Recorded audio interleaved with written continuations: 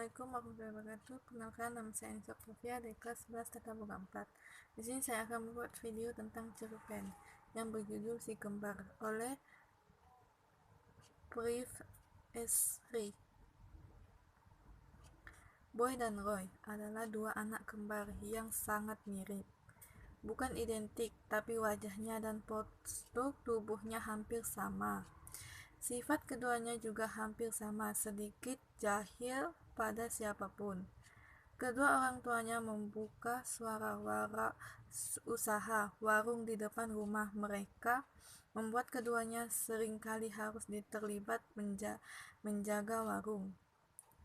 Sejujurnya, mereka sedikit tidak menyukainya, tapi demi membantu orang tuanya, mereka tetap melakukannya. Suatu hari hanya ada sang ayah dan kedua si kembar itu yang ada di rumah.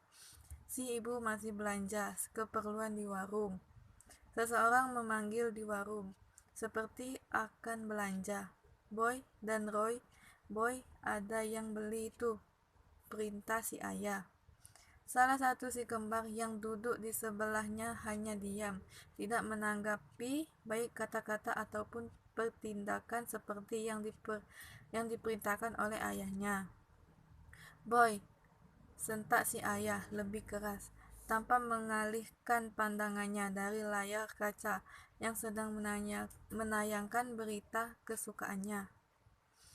Kesal dengan anaknya yang tak menurut perintah, si ayah berdiri dengan kedua tangan di pinggang. Boy, kamu bisa diperintah enggak sama orang tua? Bentak si ayah yang sudah kesal. Ini Roy. Ya, bukan Boy. Boy lagi ada di belakang, kata Boy dengan santainya, tak merasa bersalah sedikit pun. Si ayah terdiam sesaat. Benar, kata Roy. Anak yang duduk di sebelahnya itu memang bernama Roy, bukan Boy. Memangnya kalaupun bukan kamu yang diperintahkan, tidak bisa kalau kamu menurut. Si ayah tidak mau kalah. Lah, nggak bisa gitu dong, ya. Kau memang aku harus menurut saat ayah perintah Boy. Ayah harusnya mengganti namaku dengan Boy, biar dia yang jadi Roy dan aku jadi Boy. Sifat mereka memang sama. Mungkin sifat si anak benar-benar mewarisi si ayah. Ya sudah, kamu saja Roy, perintah si ayah lagi. Gak bisa dong ya, ayah gak konsisten banget kalau perintah untuk Boy. Ya untuk Boy saja, jangan seenaknya saja mengubahnya menjadi untuk Roy. Bocah nakal, geruta sang ayah. Boy, si ayah berteriak memanggil anak kembarnya yang satu lagi. Si pembeli yang ada di warung itu kasihan sekali menunggu lama untuk memiliki warung yang berdebat tidak penting, sabar ya. Boy, si anak yang merasa dirinya dipanggil akhirnya muncul dengan nafas ngos-ngosan. Ada apa sih ya? Aku lagi nguras bak mandi, katanya sedikit kesal. Tidak jadi, teruskan saja sana. Tidak tega melihat anaknya yang sudah lelah, akhirnya si ayah memutuskan untuk melayani sendiri pembeli di warungnya. Tidak akan mudah untuk memerintah anak satunya lagi. Dalam hatinya mengingatkan dirinya untuk melihat lebih dulu wajah anaknya sebelum memerintahkannya. Kalau tidak pasti akan berujung seperti ini lagi.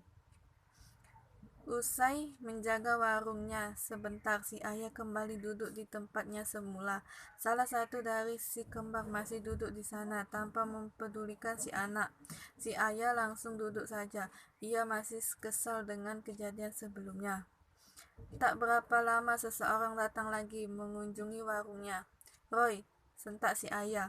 Tidak ada balasan sama sekali, padahal dari ujung matanya si ayah bisa melihat masih ada sosok si anak di sana. Roy, ulangi si ayah dengan nada meninggi. Lagi-lagi si anak hanya diam di tempatnya, tak menyahuti panggilan sang ayah.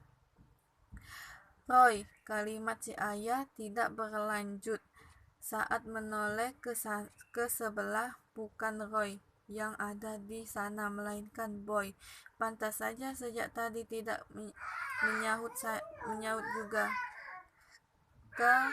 Si ayah lagi-lagi tidak bisa melanjutkannya. Hatinya kembali kesal. Mengingat hal tadi, sekarang pun pasti akan seperti itu jika ia mendebatnya. Sikap kedua anaknya sama saja, otak mereka malah sepertinya sama. Si ayah akhirnya bangkit, menahan amarah dan pergi ke warung. Bukannya pembeli beneran yang ada di sana, malah salah satu dari si kembar sengaja menjahilnya dengan berpura-pura menjadi pembeli. Emosi si ayah tentu saja meningkat seketika. Dikerjakan si Roy dengan membawa sapu lidi yang bisa diraihnya.